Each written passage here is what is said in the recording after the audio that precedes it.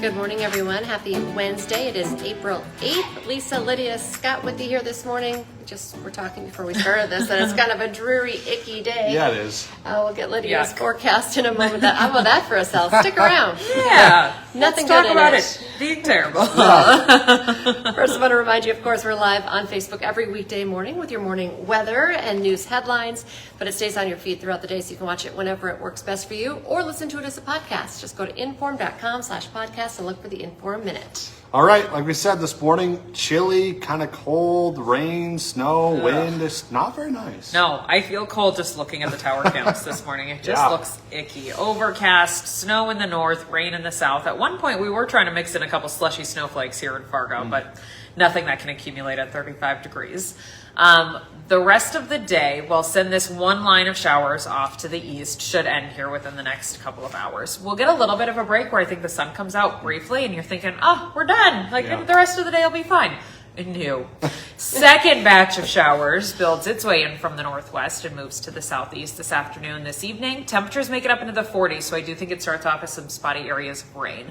Wind picks up out of the northwest. You know what a northwest wind does. It sends in colder air. And so we'll see a switch over to some snow showers.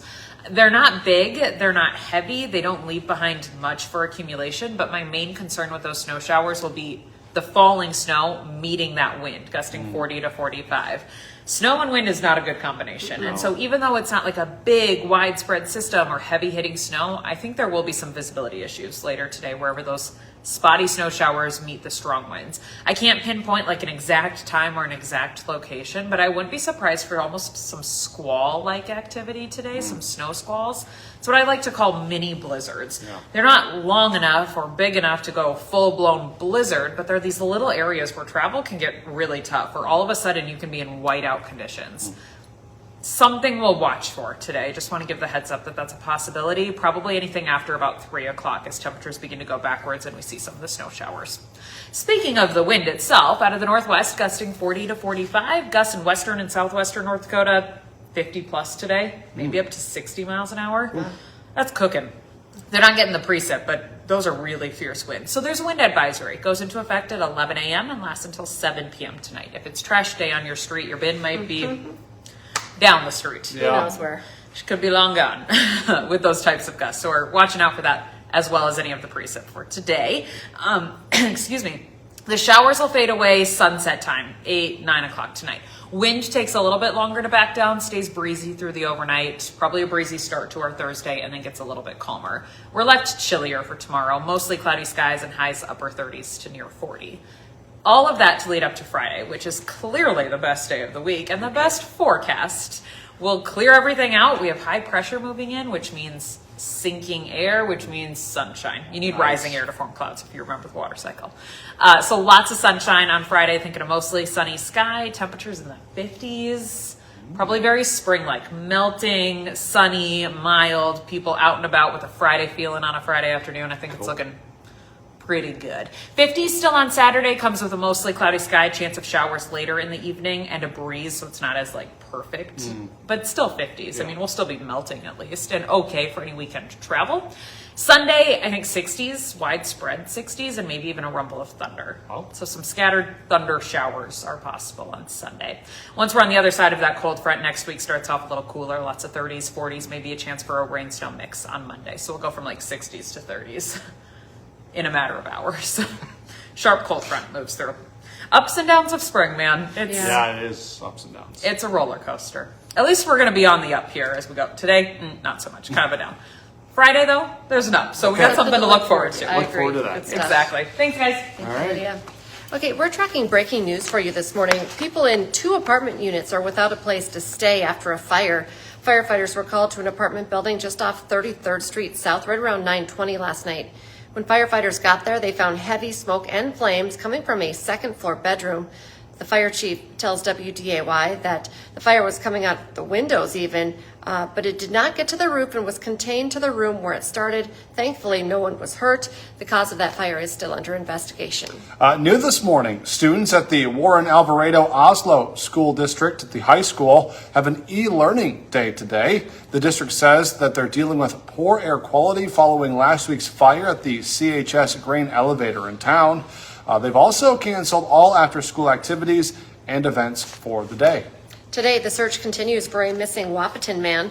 73-year-old Alfred Oden was last seen inside the Casey's gas station in Valley City last Wednesday night. His family says he has dementia. If you want to help with today's search, you're asked to meet at the Handy Home and Hardware parking lot at 1 o'clock this afternoon. This morning, a man accused of assaulting 2 people and barricading himself inside a burning home in Benson County is expected to be in court for a bond hearing.